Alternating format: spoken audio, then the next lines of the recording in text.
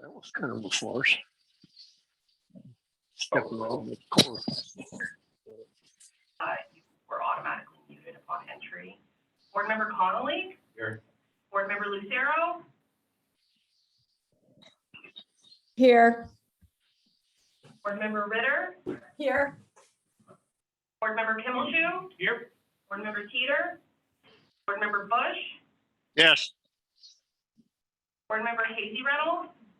Board Member Calderon? Here. Board Member Chuck Reynolds? Board Member Jones? Here. Form, right? Next up is the consent agenda. Do we have anybody electronically want to pull anything from the consent agenda?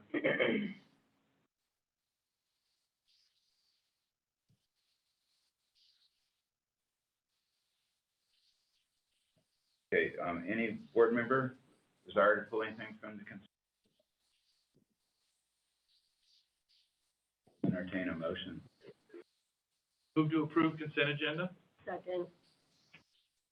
Call a roll. Board Member Jones? Yes. Board Member Calderon? Yes. Board Member Bush? Yes. Board Member Kimmelshoe? Yes.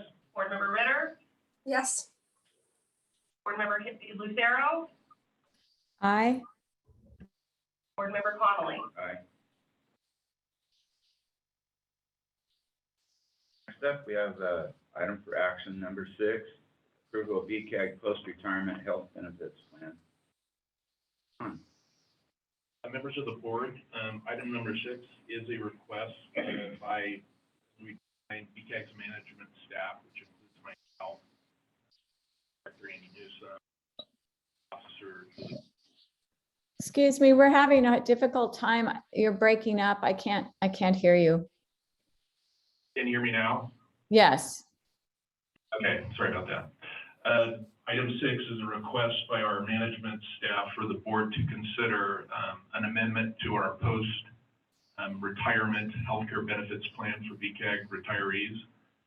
Just to give a little background, back in 2006, when we contracted with CalPERS for employee medical, we were required to also include a post-retirement healthcare plan.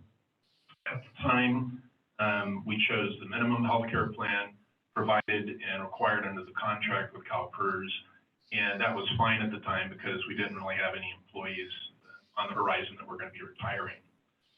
So a couple years ago, as we kind of meet annually during the budget process, the management team kind of decided that we should probably reevaluate our post-retirement healthcare plans because we knew after the year 2020, we would start seeing some of BCAG's employees enter retirement. So to help us kind of evaluate different plan options, we contracted with Carlos Diaz of DFA LLC. They're the actuary that currently provides our GASB 75 other post-retirement employment benefit reports, which are included as part of our annual financial statements. So working with Mr. Diaz, doing surveys of other like agencies like BCAG, the other MPOs in the state, we were looking at post-healthcare plans they provide.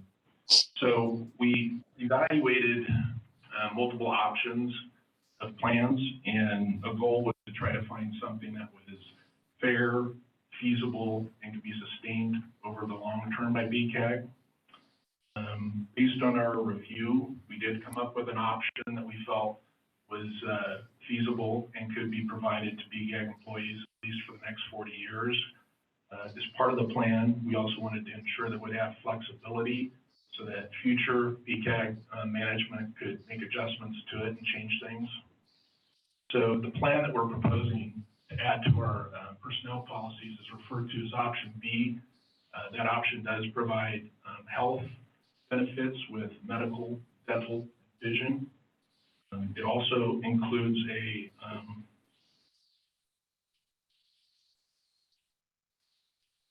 Longevity. longevity. I always forget that. It includes longevity for employees that have 15 years, is it, Julie? From 15 to 30. Yeah. I should say Julie, Quinn, and Cheryl Nassay were probably spearheaded this effort, so they can jump in at any time.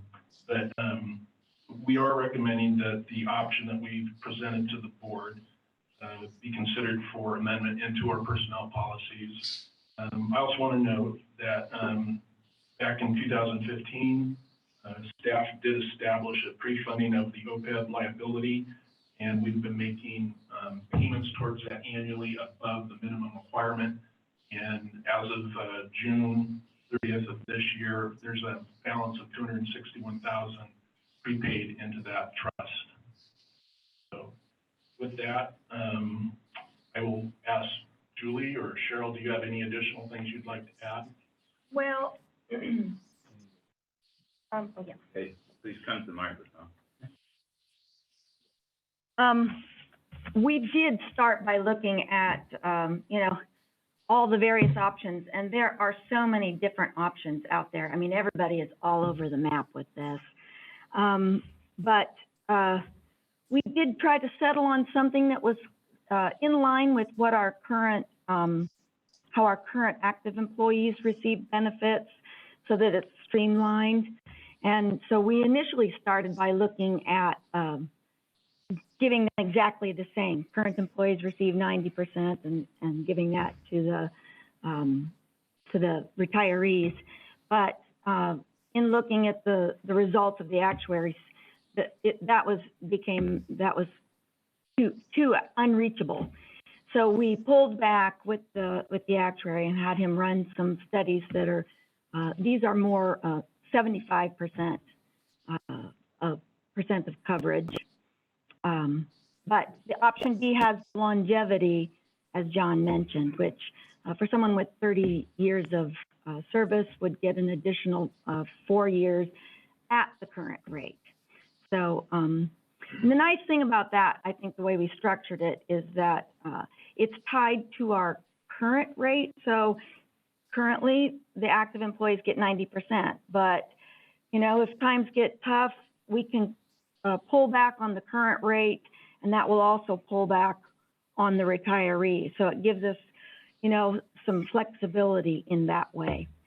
And another thing that I think is good about the longevity is it's kind of like the golden handshake, if you've ever heard of that with the public schools. It's like kind of a way of getting people with years of service and higher salaries then, we can have that option and incentive to move on. So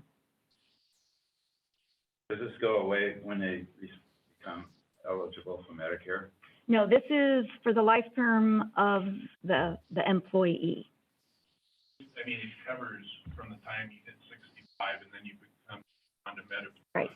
So until And then there the would be employee dies. There would be then a supplemental plan provided. Yeah, CalPERS offers a supplemental. It's a significantly reduced premium, that supplemental. So that is offered to the retiree until their time of death. Is there a specific classification employees that you're? Since there's only 12 of us, we don't really distinguish between levels of management. Yeah, that you do see that a lot in other retirement plans.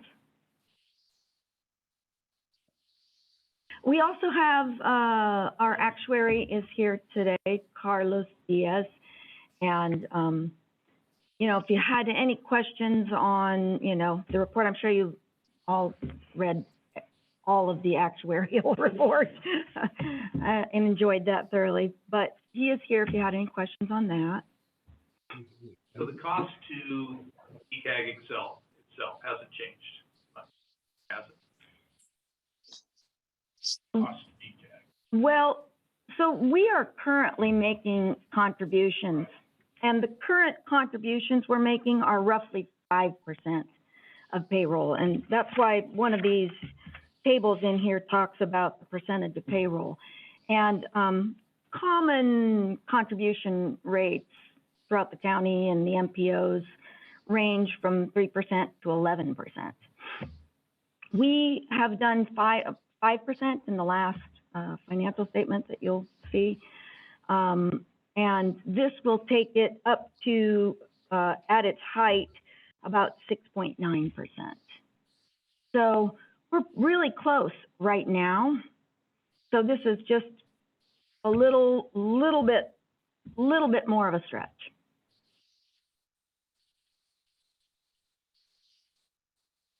Sustainability, I mean, in the future, you're going to come back and we have to raise the contributions, or how do you project that?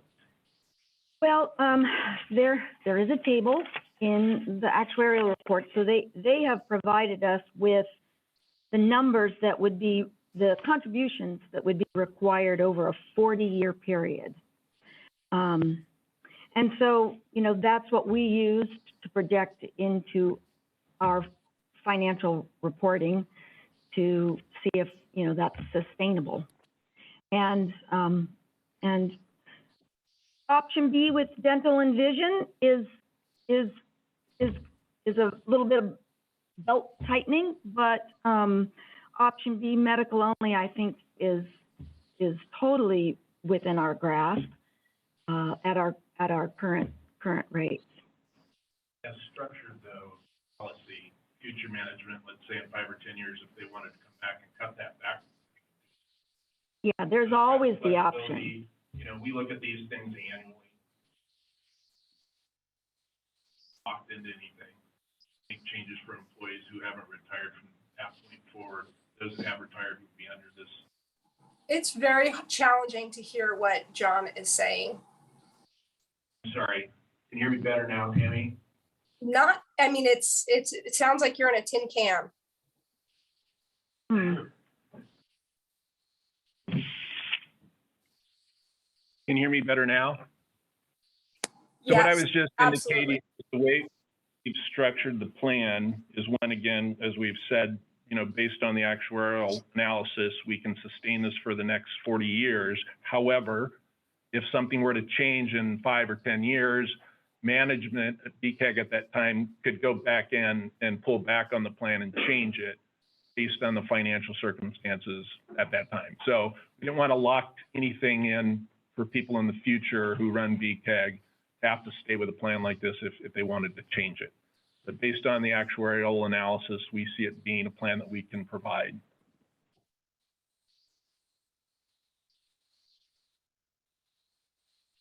Frankly, my struggle is that we had to get out of all these plans at the county.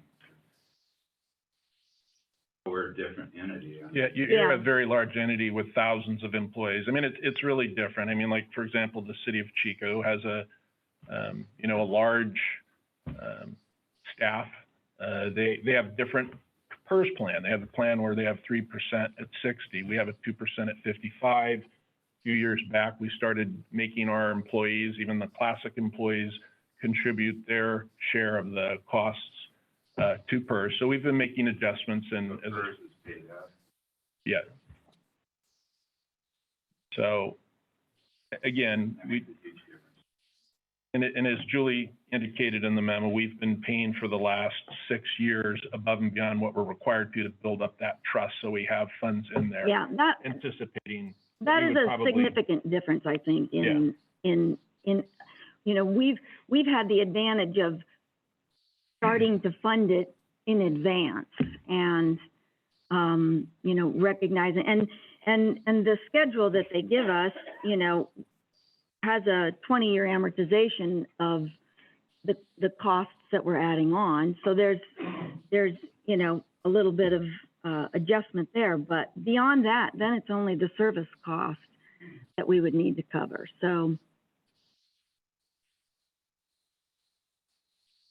another thing to point out with the other post-employment benefits, unlike CalPERS, is that the contributions are not, while they're actuarially determined, they're not required.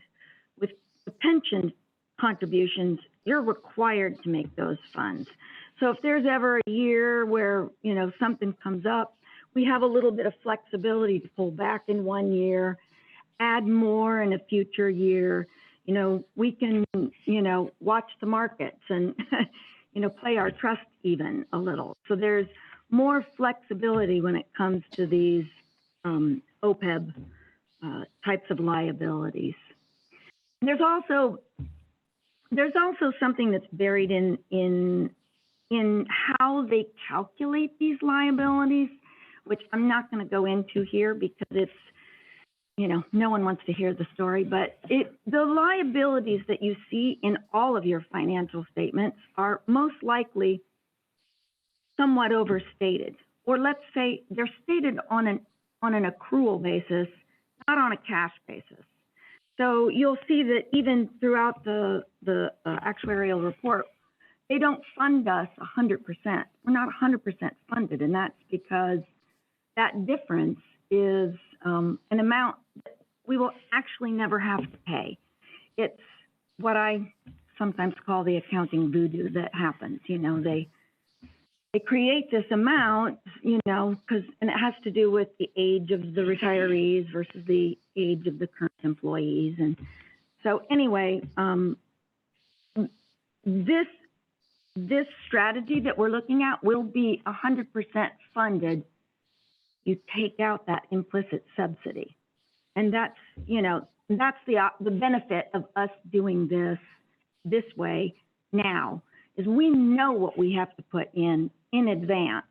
Whereas in the past, people just did these benefit plans and there was never any, like, here's what it's going to cost us, you know, and here's how we can defray the cost by creating investments to, you know, that are earning funds as well. So this program is, to be eligible for this, you have to have worked for BCAG 15 years. Yes.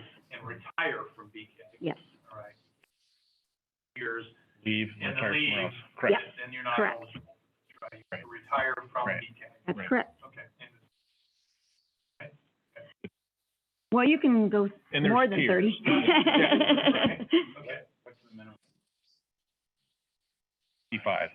Yeah, that's set by the CalPERS.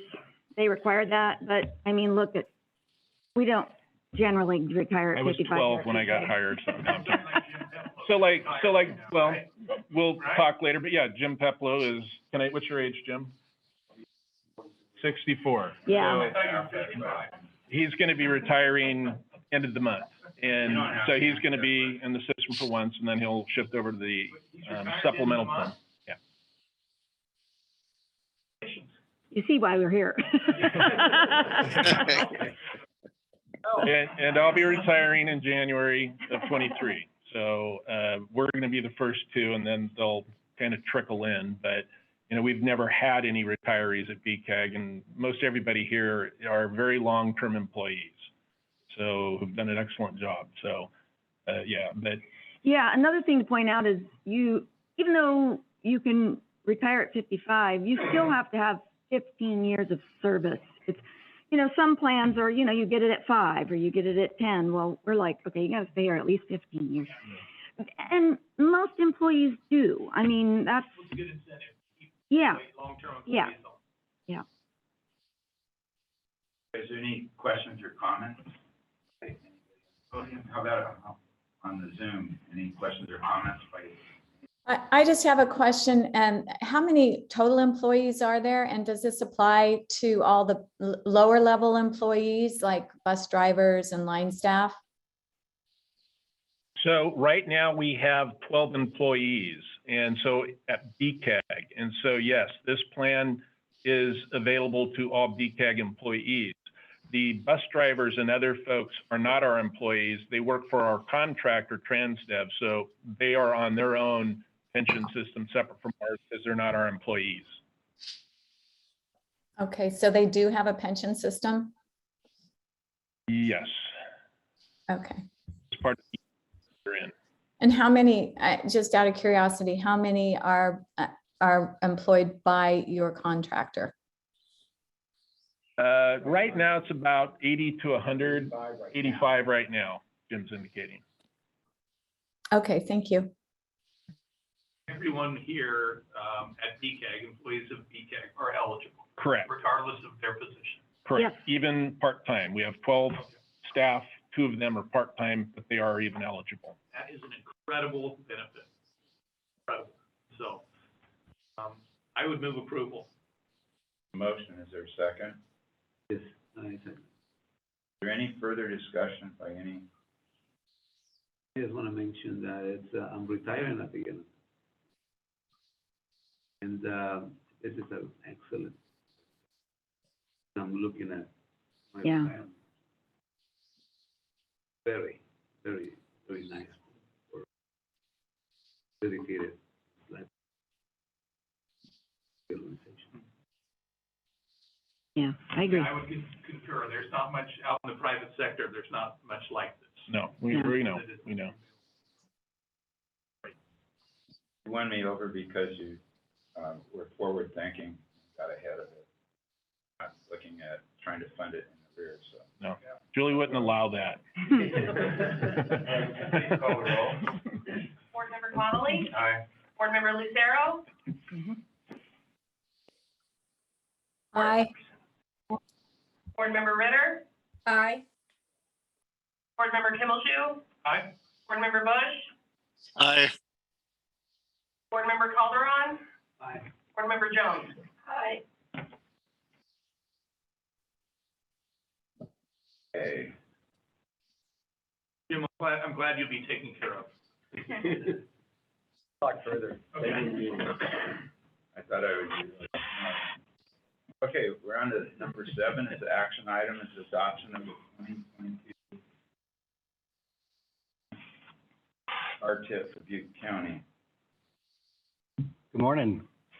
BCAG is required to prepare and adopt a regional transportation improvement program document by December 15th for the 2022 State Transportation Improvement Program adopted by the California Transportation Commission. The purpose of the RTIP is to identify programming recommendations for the STIP, which will cover the next 5 state fiscal years beginning July 1st of 2022. The STIP is comprised of 2 components, 75%, which is made up of the regional transportation improvement programs like BCAG. The other 25% is Caltrans's piece of the STIP for their interregional improvement program. In developing this document, Caltrans prepares what's called a fund estimate that identifies how much funds we have to work with over the next 5 fiscal years. In the memo, staff lays out for the STIP, we are to receive 10.8 million in STIP funds. What's different in this cycle is that we also received funding provided by the 2021 Coronavirus Response and Relief Supplemental Appropriations Act. That's a little different. We've never received anything like that. Furthermore, they broke it down into how much is going to be programmed through the STIP and non-STIP. And that was an agreed upon formula between California Transportation Commission, Caltrans, and the regional agencies in California. In total, BCAG has a programming capacity of 13.2 million over the next 5 state fiscal years. As such, staff issued a call for projects. We made that notice available to each of the agencies in the region. We identified a schedule. We received project applications for funding. Staff has identified 7 projects for recommendations for funding. The first 6 projects were previously presented to the BCAG board without change, some differences in funding. However, we did receive 1 new project, and that's project number, that's the last one, provided by Caltrans District 3, with a recommendation to program $500,000 in regional funds to construct a new signal on State Route 32 at Meridian Road, just west of Chico. Lately, it's been subject to head-on collisions. I think there was a fatality on a cyclist there a few months back, broadside collisions and whatnot. So our $500,000 will leverage $2.8 million in Caltrans's State Highway Operations and Protection Program funds. So in total, of the 7 projects recommended for funding is 12.9 million. So we do have a little over 200,000 in unprogrammed capacity. However, that leverages other local and state funds for a total package of a little over 40 million for those 7 projects. Would you like to hear about each project or? No? Okay. Moving forward. All projects proposed for funding consideration in the RTIP are consistent with BCAG's long-range regional transportation plan sustainable community strategy, as well as the goals of the Climate Action Plan for Transportation Infrastructure, the CAPTI, built on the governor's executive orders.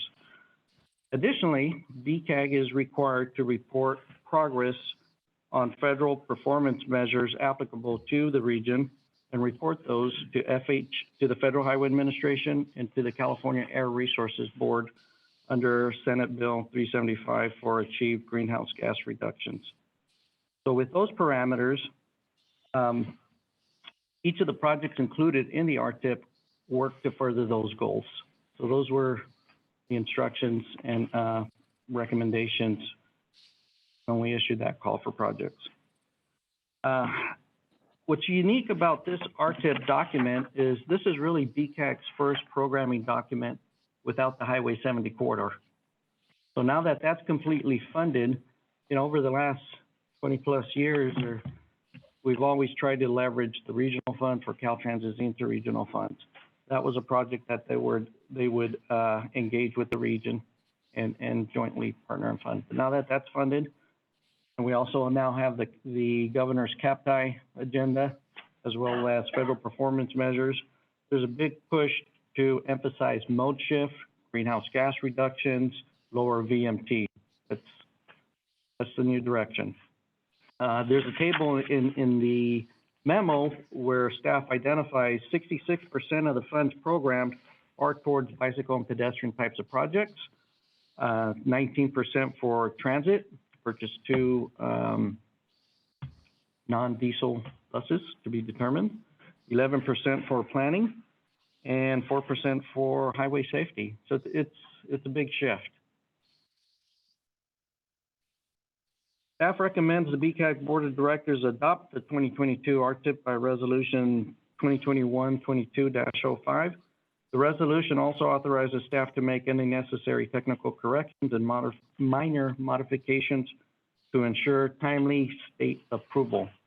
I did receive one comment from CTC staff, minor on performance measures, and I did receive one correspondence thanking the board for the programming of the Highway 32 at Meridian Road Signal Project, person who travels that every day.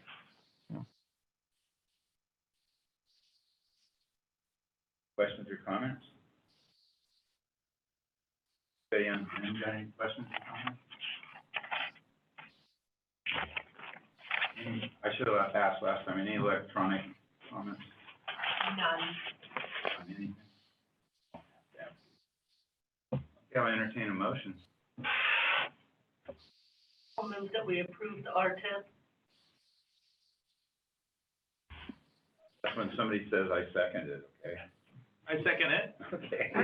Call the roll, please. Board Member Jones? Yes. Board Member Calderon? Yes. Board Member Bush? Yes. Board Member Kimmelshoe? Yes. Board Member Ritter? Aye. Board Member Lucero? Aye. Board Member Connolly? Right. Thank you. Okay, number 8, another action item. Approval of authorization for executive director to sign consultant agreement.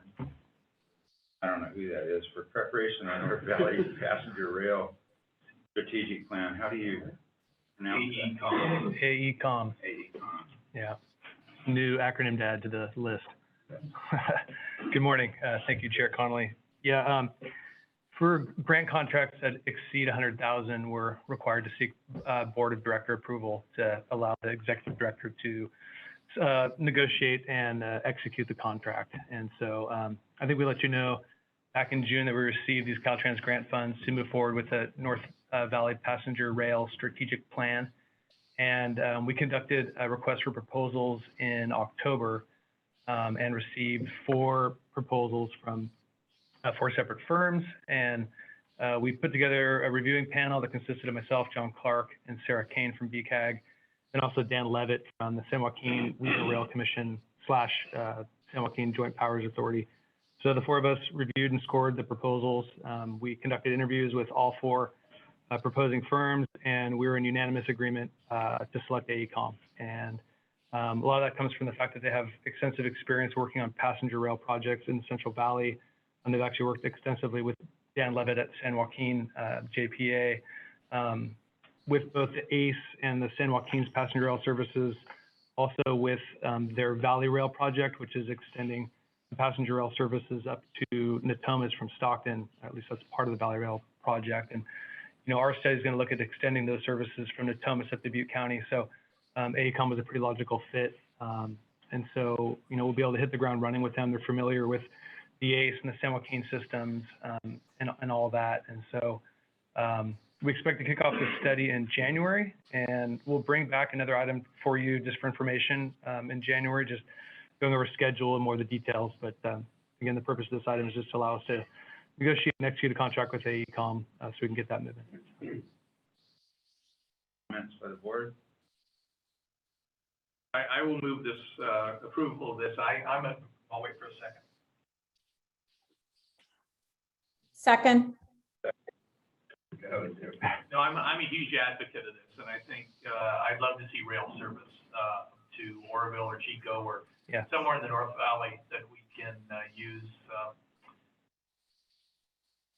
for transportation. I think it's a wonderful, it works. Yeah. And we can work with Union Pacific. That's going to be an interesting topic when that comes up. Yeah, that'll be sort of the nuts and bolts of it, is figuring out what we need to do for them to allow those trains on there. They know, they're obviously aware of this and know what's going on and are willing to work with. We actually met with Union Pacific, which is not common. Right. As we were developing the scope of work to submit the RFP.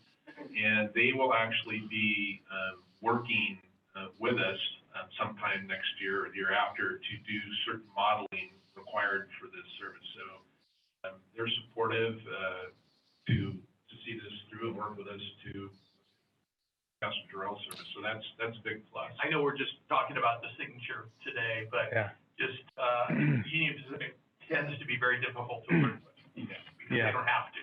And so is there a financial incentive to Union Pacific to allow this to happen? I would say that there's probably some improvements along the track lines and stuff that they would like to see. But another reason that they met with us and seemed supportive of us doing this is that they've established a very good working relationship with Dan Levitt and his team down at the Regional Rail Commission in ACE, and they like them very much.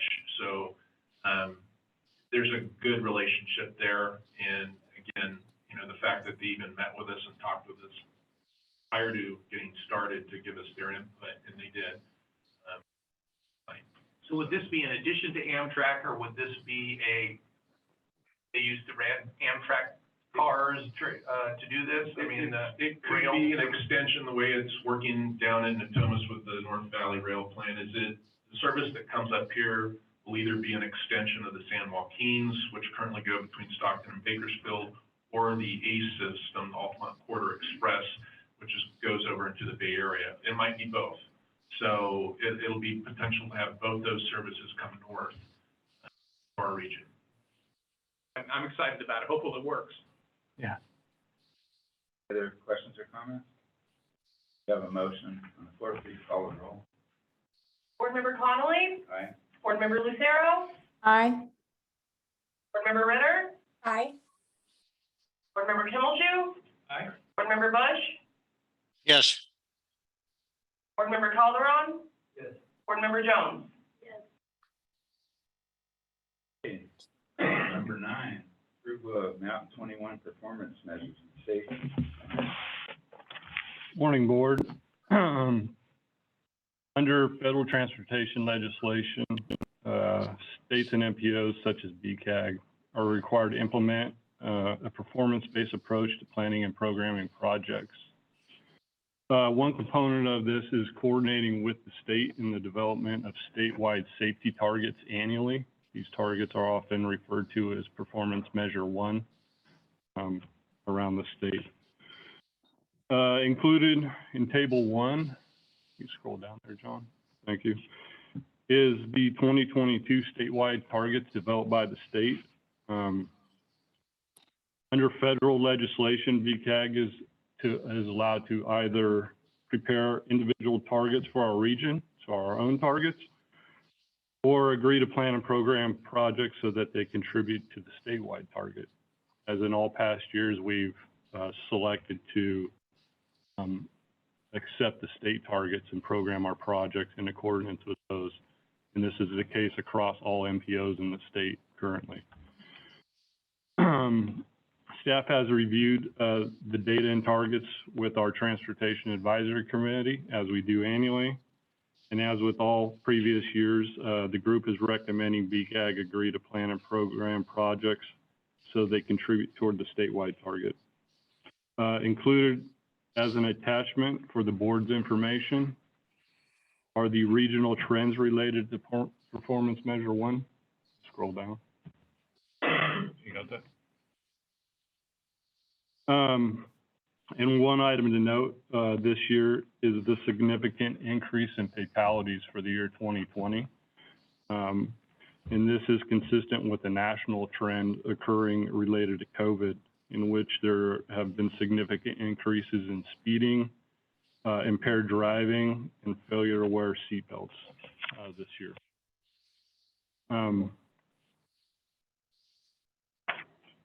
So at this time, staff is recommending that BCAG accept the statewide targets. Any questions? Questions or comments? One on Zoom, have any questions or comments? Entertain a motion. Have a motion? I'll second. Second, any discussion? Call the roll. Board Member Connolly? Aye. Board Member Lucero? Aye. Board Member Ritter? Aye. Board Member Kimmelshoe? Yes. Board Member Bush? Yes. Board Member Calderon? Yes. Board Member Jones?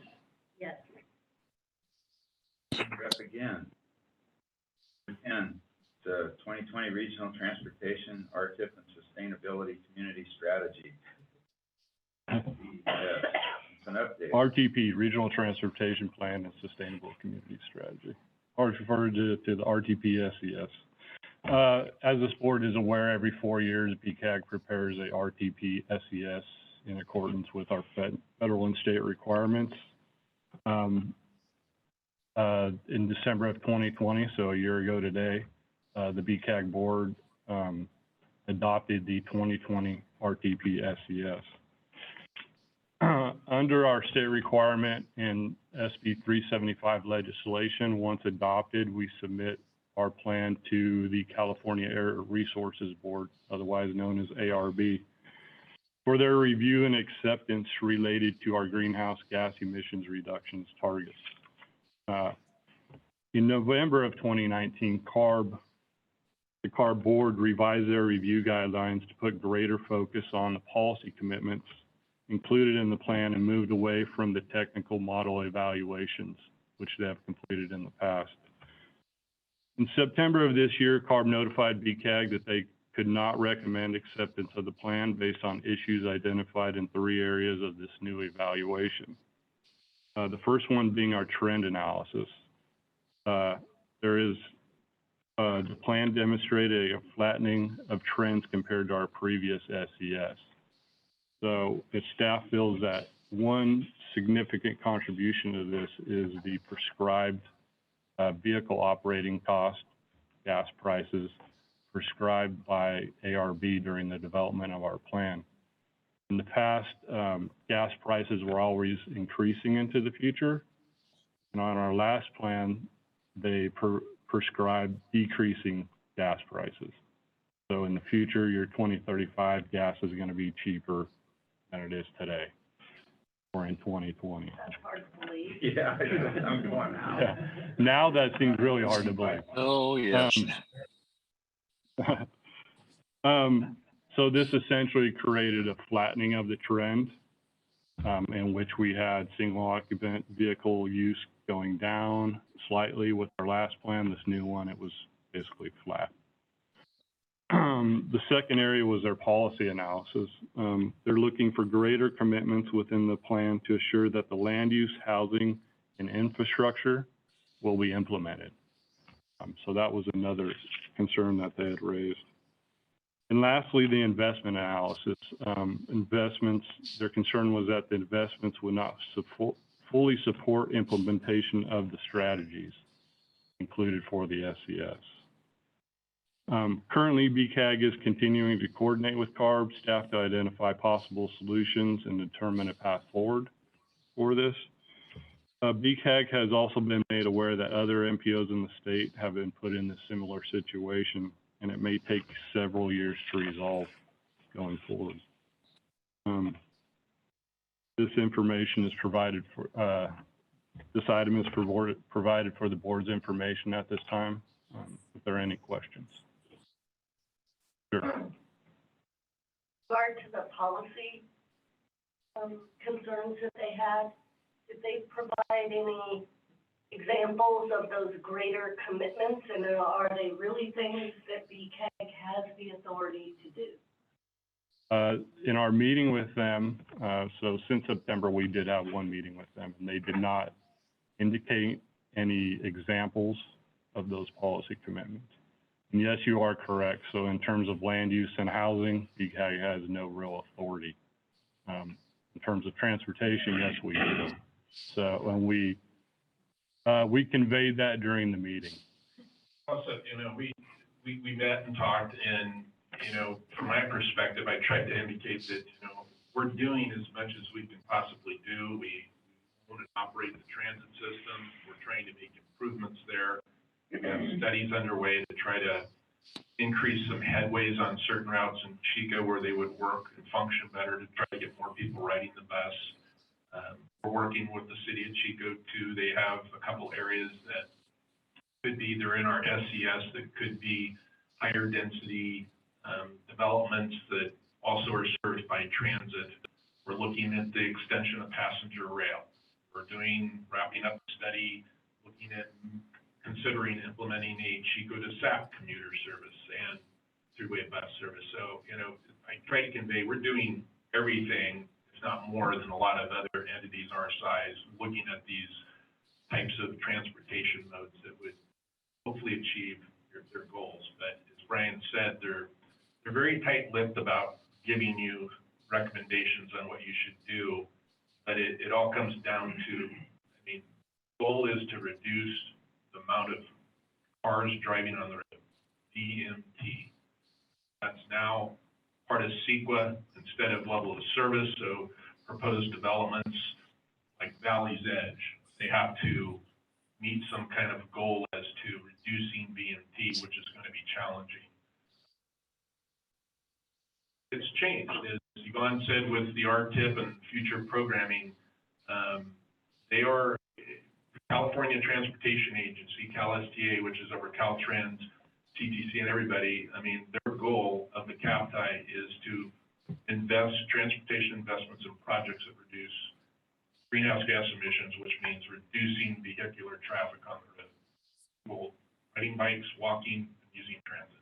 Is there any recognition that it's very different in a rural area as opposed to an urban area? Is there any recognition on their part? Not in their specific comments that they provided us. I think internally, yes. We discuss that with them all the time and make sure to point that out when we are having our conversations. My last question is, what is the impact of them not accepting this to us? Does it really do anything? So that's what we're currently evaluating. Currently, we do not see. So if they do not accept it, and it just kind of sits on the table, there are no consequences because we currently have our 2016 RTP SES approved by CARB. If they were to deny it, we could lose SB1 planning funds. Then we would be required to prepare an alternative planning strategy according to the legislation, which is kind of a different SES that would achieve what they're looking for, but it's outside of environmental review. So it's not really part of the RTP, it's a separate document. The way it appears that it's been going is that there's either a future amendment to the existing plan or things just kind of sit on the table until the 2024 RTP.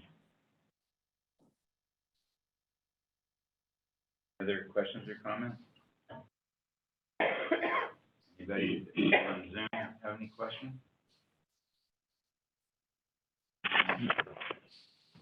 Number 11, other informational. Regional Transit Authority. Is this your last report ever? This is my last report ever. Wow. Make it a good one. Okay. Bring it up. Quarterly, we present to the board what the state of the transit service is, just to keep you updated on it.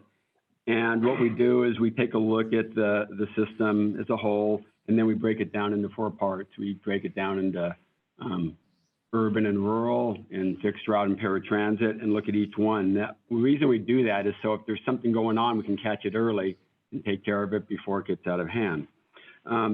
Also, I want to point out that when I mentioned fare box ratios in this report, we talk about quarterly fare box ratios, but I want to make sure the board understands that those are just things we look at. The only fare box ratio that actually matters is the annual one at the end of the year. That's the one that TDA, uses as their final analysis. So all the ones during the year are just benchmarks we're trying to hit.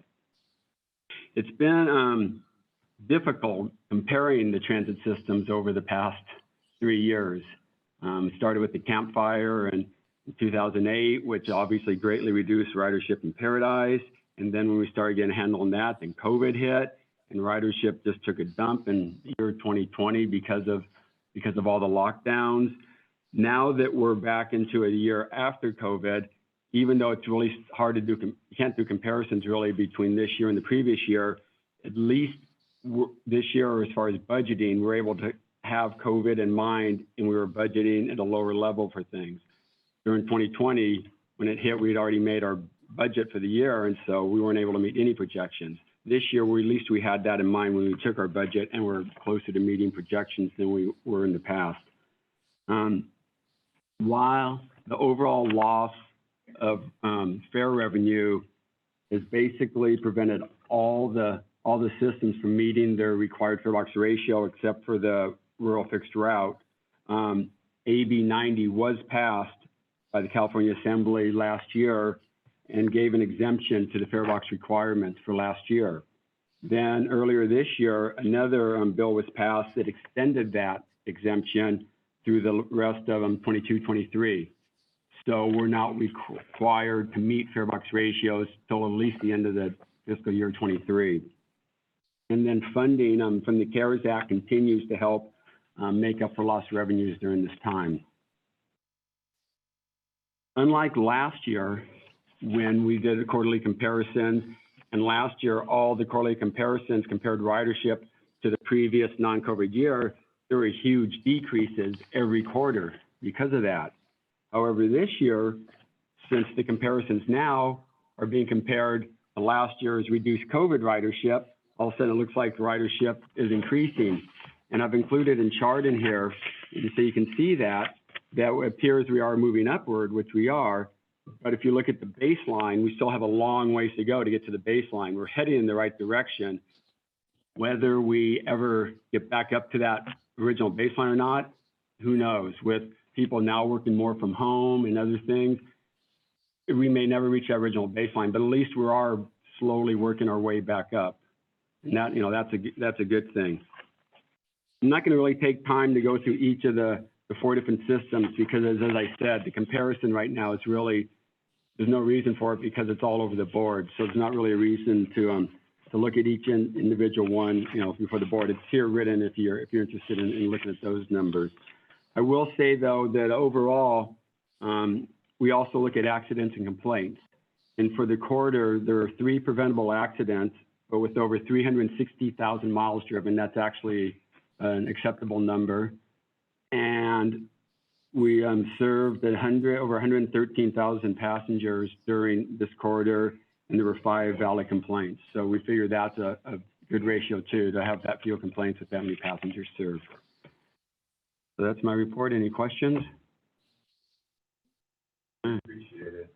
Thank you, guys. Questions by anybody else? And John, you have something you wanted to say? Don't move. Gold watch. Well, not quite a gold watch, but I've had the pleasure of working with Jim since 1995 when he came on board. He'd previously been working at the Chico Chamber of Commerce. And he was doing the rideshare program, money of which was coming through our agency. So we decided just to bring him on board. And so he came to work with us to start off in the rideshare program, and did that for a few years until they cut the funding for that. And so we were going to put him back to the chamber, but we kept him on board because we were getting very involved in transit. And as everybody knows, Jim has been deeply involved with that over the years and has been a vital person to making that, I think, as successful as it's been over the last several years that we've been running it. So with him retiring, his last day is the 30th of this month. We wanted to give him a little award and do it in front of the board. That basically it's with our greatest appreciation, we hereby honor Jim Peplow throughout your 26.9595 years of service. You have been not only a coworker, but a friend to all of us here at BCAG. We will miss your passion, enthusiasm, and dedication to making regional transit a success, and we're certainly going to miss you. Happy retirement.